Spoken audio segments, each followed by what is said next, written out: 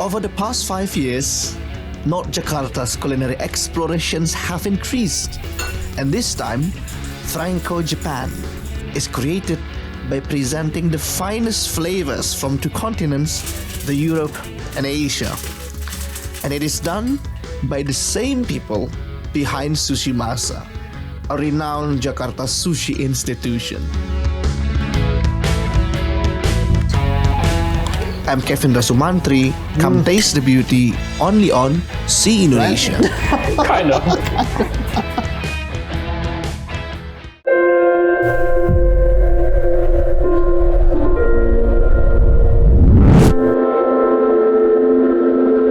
Restaurants for me is the beating heart of a city.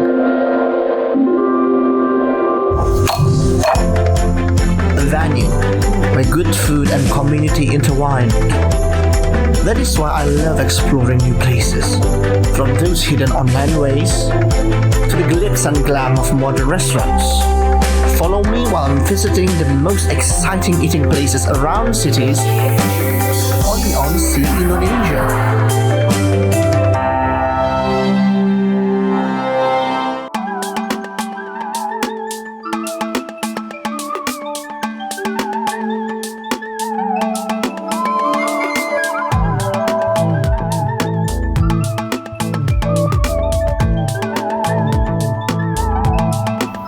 You know that the last time I went to this area was I went with my friend.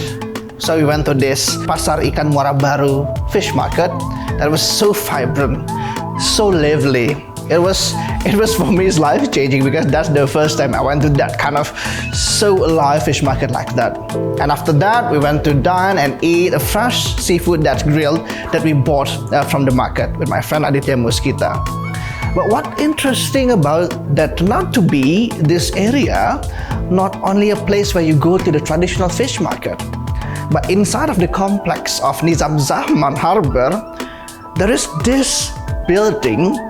If you look from the outside, it's kind of almost similar like any other building around this complex, but inside of it, it's a gastronomic heaven because 10 years ago, Sushi Masa, the famous sushi place, opened here.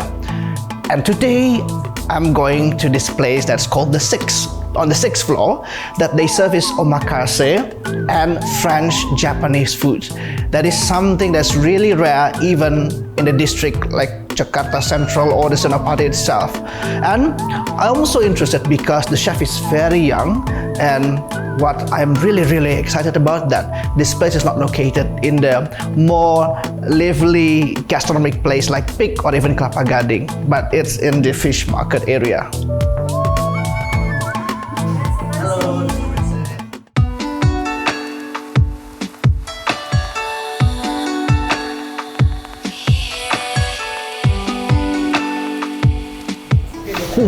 Hello. Hello. Chef. Welcome. Thank you so much. So Finally, I'm here. Yeah. How are you doing, man? I'm good. It was a very interesting trip because I live in the south. Fair enough. And then I went to North, but I think that's what's interesting about Jakarta, right? Yeah, like right. you have so many kinds of things to try. Yeah. Like new places, and even you don't have much time to explore the city. When Right. you go explore the city, you'll be surprised with what we offer around the area, right? Right. Oh, let's see here. You have this bounties from Hokkaido scallops. Yeah. Green asparagus. Yes. Then kobuji meisibas. Yes. And beurre blanc. Yes. So it's French-Japanese. French-Japanese, yes. Is that something that you really like to cook?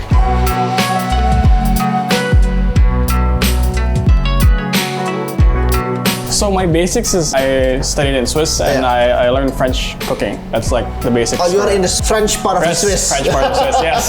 The French Not the part. German part. No, not the German part. But so yeah, like we studied French cuisine as our basics, and we kind of carried on from there. But as a kid, I always liked Japanese cooking. Yeah. Like that's kind of what I grew up with. Like in the early 2000s, there was like a big boom of Japanese cuisine. So I kind of grew up in that area, and I had my first trip to Hokkaido when I was like 12. Yeah. And so that kind of changed your perspective and my your taste buds. Yeah. But I think that's what interesting, right? Like I mean, the combination of French and Japanese. Yeah. I think that's something that's still rare in Indonesia. It's the kinda approach, rare, yeah. kind of rare, right? Yeah. French and Japanese, which both are the extremes finesse of both continents. Yes. I love the idea. So, chef, we shall start. Yeah. Can't wait. Let's go.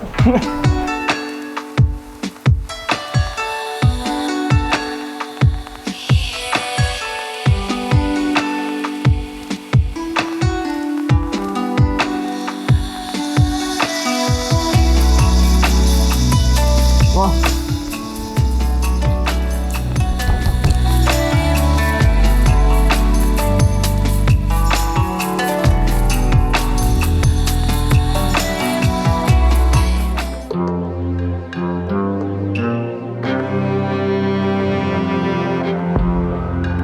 So that's the tomato for the super tomato. Yes, this is super tomato. You see that even the shape of it. Yes. They usually come in like all same sizes. If you see at the bottom there, you can see like the sizes that they have. Oh, there's It's like size. it's as if I go to the new department store like S, M, L, Yes. double L, double S. They're very, yeah. It's like clothes. It's like clothes. Yes. It's like you go to Uniqlo. Yes.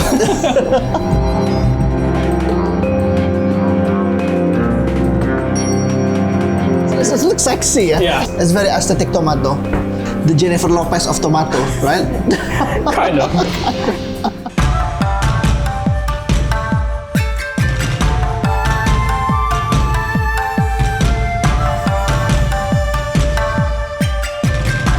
Is that the vinaigrette? Yes, it's yuzu vinaigrette. Or yuzu vinaigrette? Yeah, so we just have like a little bit of acid from the yuzu and a little bit of sweetness as well. Oh, so what's the cream?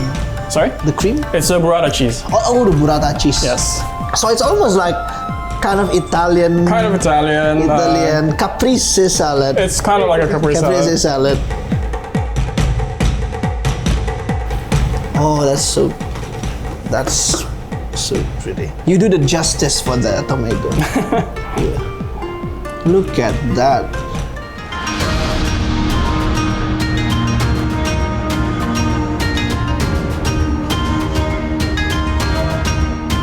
So I have to dig in all? Oh no, you can just like take a few bites of it. Definitely. You want to savor it. The way I played it is like, I want the guests to have a sense of ease when they're eating it, but I still want to preserve the shape of the tomato, so it's still recognizable. Yeah.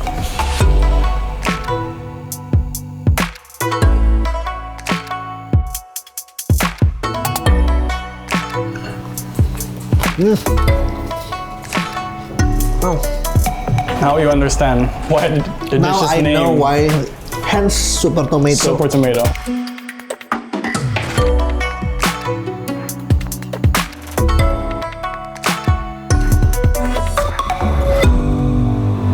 I would say spectacular.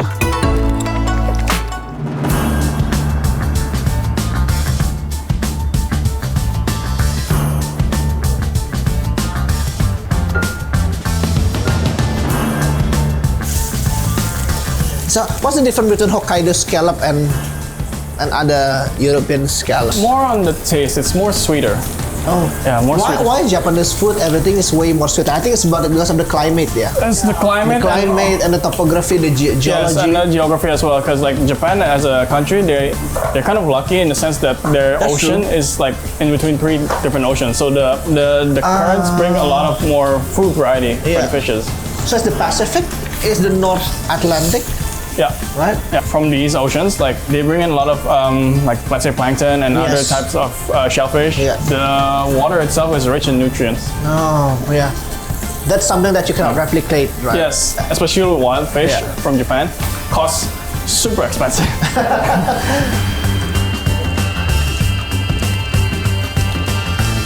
I love when scallop has that sexy, perfect crust It's on like the top. crust on top. That's Yes. like what we all want. Yeah, that's what we all want.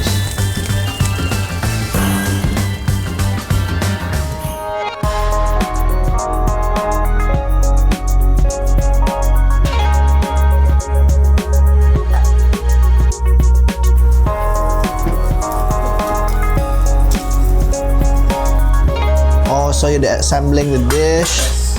Green asparagus.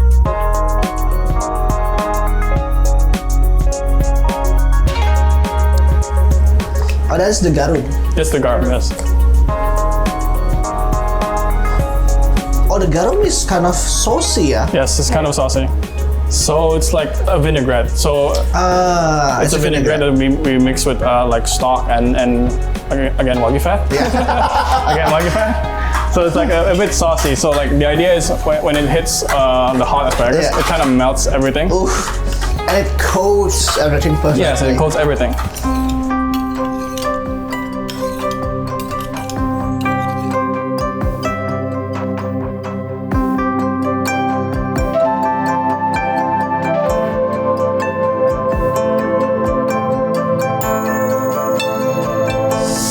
Ooh, I can't wait. That excitement, for God's sake.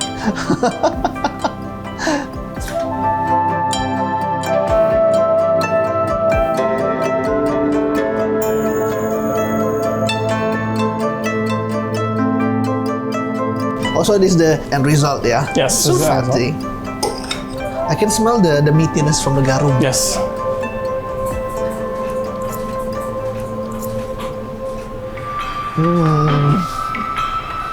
Oh, so sweet. Yes, like Hokkaido scallops they're very known for being very sweet, and this is like one of the bigger sizes, so it's really present in there. Yes. It's really pronounced in the flavor of the scallops. Oh, even the smokiness from the asparagus, yeah? Yes. Oh. That crunch.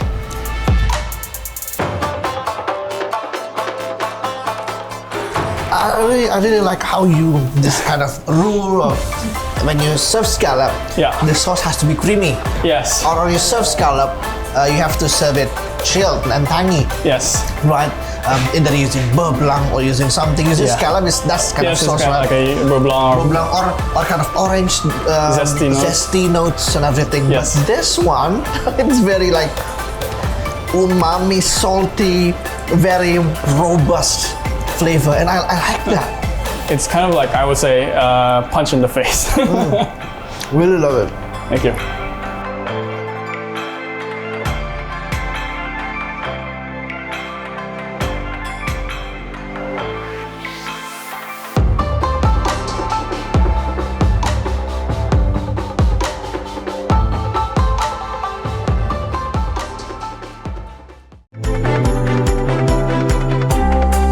Follow me while I'm visiting the most exciting eating places around cities only on See Indonesia.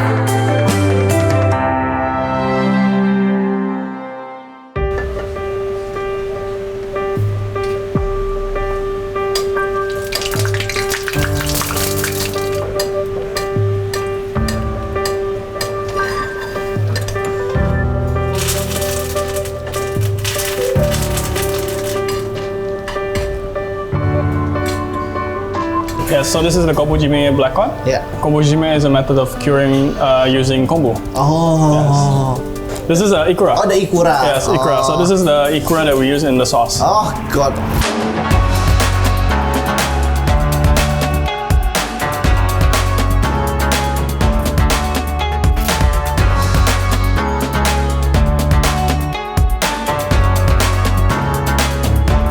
If the kobujime method, so kobujime is when you press the fish. Something like that. You wrap it. You wrap it in konbu. Yes, you wrap it in kombu. Is it only for white fish, or if I can do it salmon or tuna? You can do it with pretty much any protein. Even beef. Technically, yes. Ah. Yes. It's just like if you want to impart kombu flavor into something, you like cure it in kombu. Like just wrap it in kombu. Even I tried with butter before. Yeah. Butter cured kombu. Butter cured kombu. Oh, look at that. Here's our kobujime black cod, served with a sauce of smoked beurre blanc, shio kombu, and ikura. Oh, and on the side here is a bread. The flour is from Japan as well. Wow.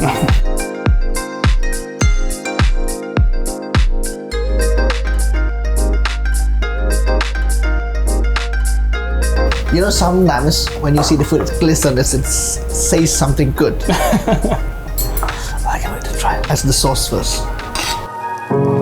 Smoke.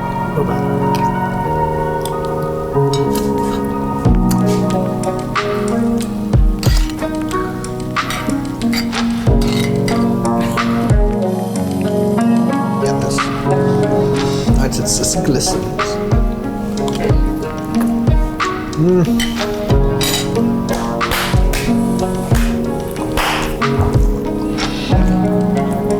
Oh, chef.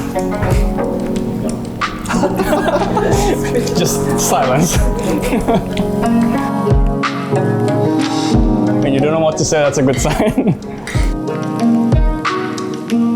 When you eat lots, like me, you dine to lots of places. Then I spent almost, I think, more than 10 years of writing about restaurants and eating at various places around the world. You will start to understand of how chefs are doing things and how food usually made. They cook hot with what, by doing beurre blanc is served with what. You just know the pattern. But what I love about dish in front of me is that it kind of break all of that pattern. And I have this saying that when you go to a good restaurant, we'll serve you amazing meal. But when you go to a great restaurant, it will give you new perspective.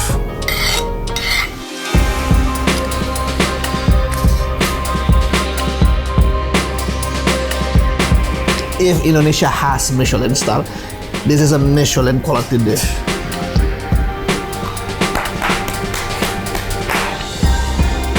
Thank you. I think this is one of the best dishes I've ever eaten. Thank you. Really glad to hear that. Oh, really, really good. Why do you put ikura inside of the beurre blanc that you smoked?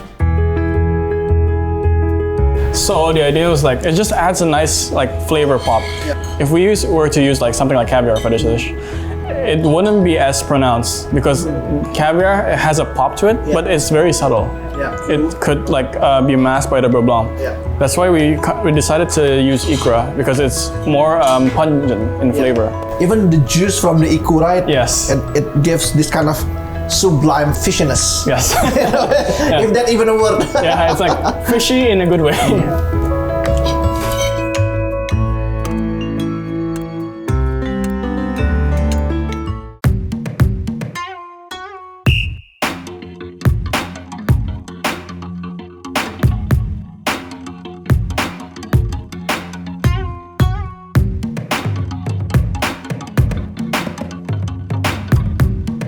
So the maitake, how do you cook that? The maitake itself, since this is a wild maitake mushroom, we kind of don't want to mess around with it too much. Like I tried grilling it before. It's good, but it doesn't have like pronounced maitake flavor. Because maitake and flavor is quite subtle. It is the first time I taste maitake. Really? Yeah. Oh, okay. Well, I'm glad to be serving you maitake.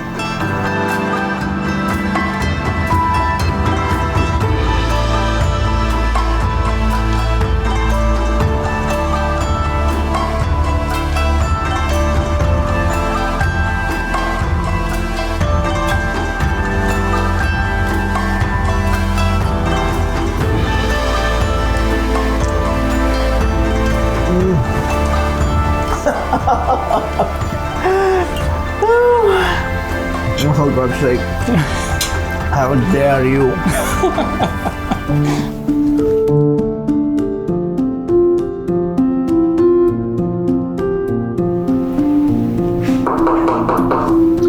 I mean, I love mushroom a lot, but this make me think that sometimes people are just being too much with ingredients.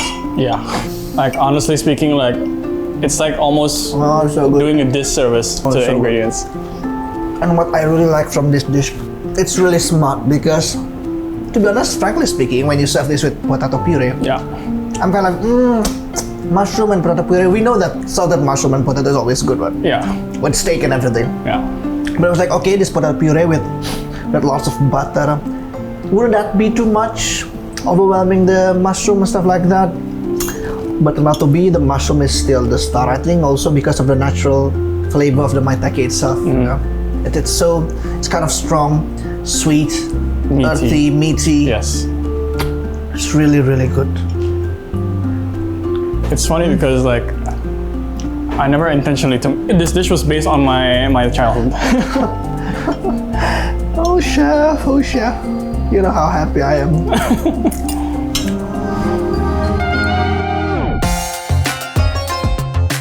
I mean, this is the wild, right? Yes. Is there any difference between the cultivated and the wild? Yes, very much different. So like the cultivated one, it has a nice umami and meaty flavor. Because like when you bite into the stem of the wild one, it has like nice creamy notes, whereas you don't really get that on the cultivated ones. So when it comes to the end product, yes, it's totally different flavor, right? Very different flavor. Like the first time I tried the wild one, I was just like, whoa. I think I've seen maitake before, but usually for the drinks or kind of medicinal purpose. Yeah, usually medicinal purpose. Like the ones that usually come to Indo is like for medicinal purpose that's dry. Dry, yes, exactly. This one's also currently in seasonal, so like once the season's over, like that's it. That's like you have to wait until next year. Exactly. So it's in autumn, right? It's in autumn. It's in autumn. Yeah. So it's only lasts for 3-4 months. 2. Oh, even 2 months. 2 months. My goodness. Yeah. So expensive. Yeah.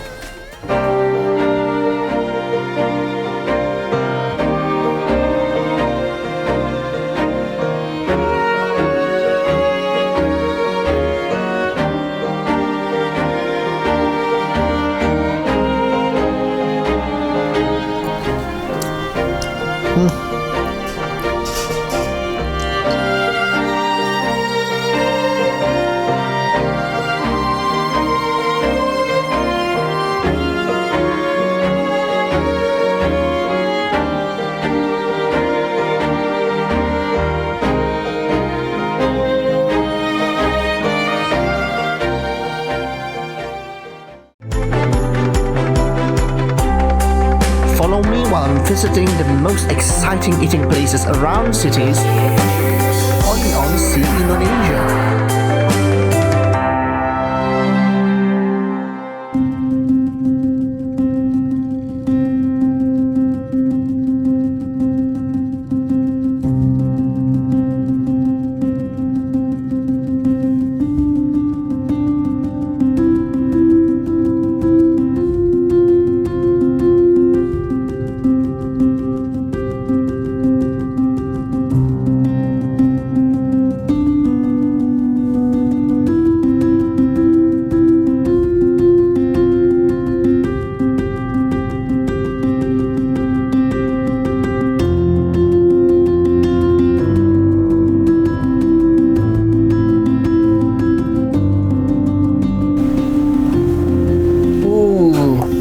This is the...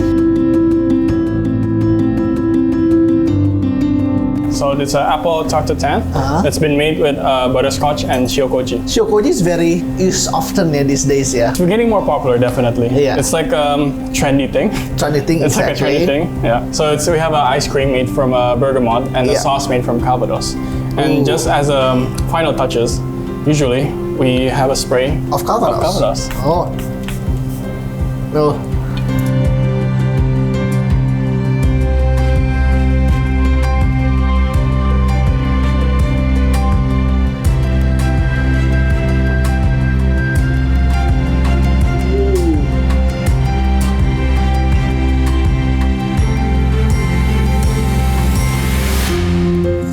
Oh wow, this is the fanciest tatatang that I've ever seen. How do you make that?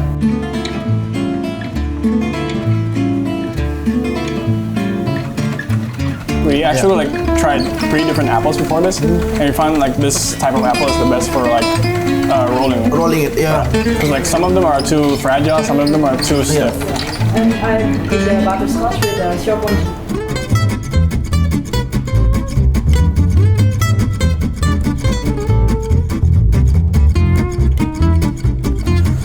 But you know what? Other than the slightly tartness and the caramelized apple, I love the calvados sauce. It's like a sabayon that we flavor with calvados. No, so good. We tried making a few iterations of the sauce before, and it was way too heavy. So we kind of made like an airy sabayon. Airy sabayon, exactly. Yes. Wow. This is actually quite funny because when I first worked in the kitchen like 12 years ago, one of my most favorite desserts to make at home is tartatang. But tartatang always ended up very messy with the caramel splatting around when you flip the pan and everything. But this one, it looks of course it looks luxurious. It still has this things that you really want from a classic tartatang. For example, the pastry and then the apple, the tartness. And I think the brilliant element that they put here is the zabayong of the Calvados. So it's airy, sour a little bit. It's just delicious.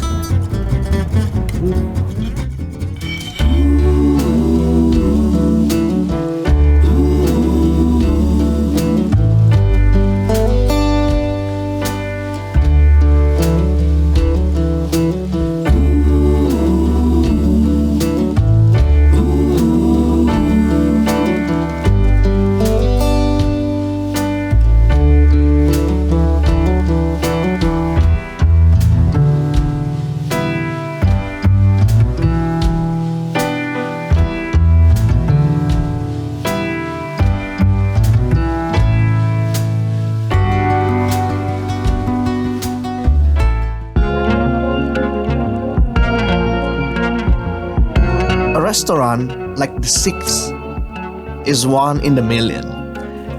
They purely focuses on the quality of ingredients, and what most important is, they respect those ingredients through the finesse of their cooking. Oh yes, finesse, that's the word. A word that perfectly defines the Six, the chef, their culinary creations, even their incomprehensible location.